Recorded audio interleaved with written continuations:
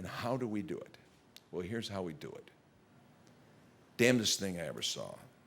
When it was first explained to me by Peter Early, who gathered the information that led to coalescing the information in a final form. Peter was the director of human resources at my company. The minute I heard it, it was the answer to a sailor's dream. And here's what it is. In our business, we have pre-shift meetings.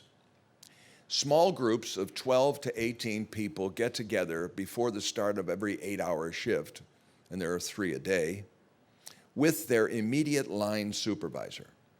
That means inspectresses on each floor with a group of 5 or 6 or 7 maids.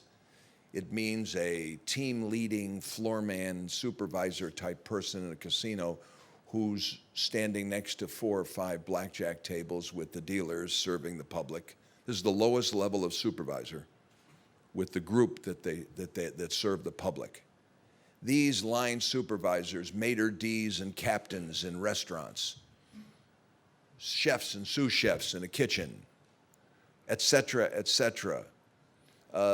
supervisors in restricted areas or certain areas of the casino who are in charge of keeping that section clean. You get the point. These groups meet each day in a pre-shift meeting. And here's what happens. Before, they used to discuss the upcoming business of the day, any changes or modifications of assignments, pretty standard, boilerplate kind of stuff. But after we started the program that has been in existence at our hotel, thanks to Peter Early, here's what happens. Every day, the supervisor in charge says to the kids in the room, listen, did anything happen yesterday that's interesting? And one of the people stands up and says, listen to this. I was in the hallway. I see a lady go into her room and she drops something out of her purse. She closes the door. I go over and I notice that it was a credit card. She was reaching for her room key. She dropped her credit card. I knocked on the door. I said, ma'am, I think this dropped out of your purse when you were opening the door. And hands the credit card to the customer. And the woman says, gee, thank you very much. Well, it's okay. We didn't want you to lose your credit card. Or something more exciting.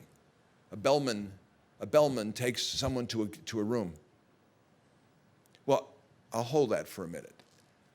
The employee stands up upon the request of the boss and says, anybody got a story for us today of something that happened yesterday?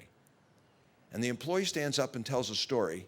Everybody in the group says, that's interesting. The boss says, what a great story. And we publish it that day on our closed internet website to all employees in the hotel. And we post it on the walls all over the back of the house. We have a whole mechanism of printing. And we publish, extol, and glorify the stories of the employees. They're in the meetings, they hear their colleague tell a story, they see everybody sort of congratulate them.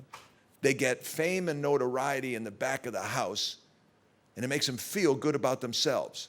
The rest of the people in the room say, I want to get in that position. And the next day, everybody goes to work looking for a goddamn story so they can tell it the next day.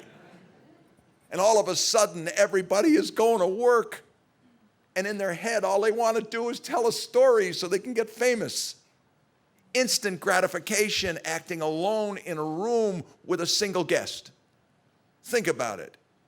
It is pristine, it is simple, it is profoundly effective, it has changed the history of my enterprise.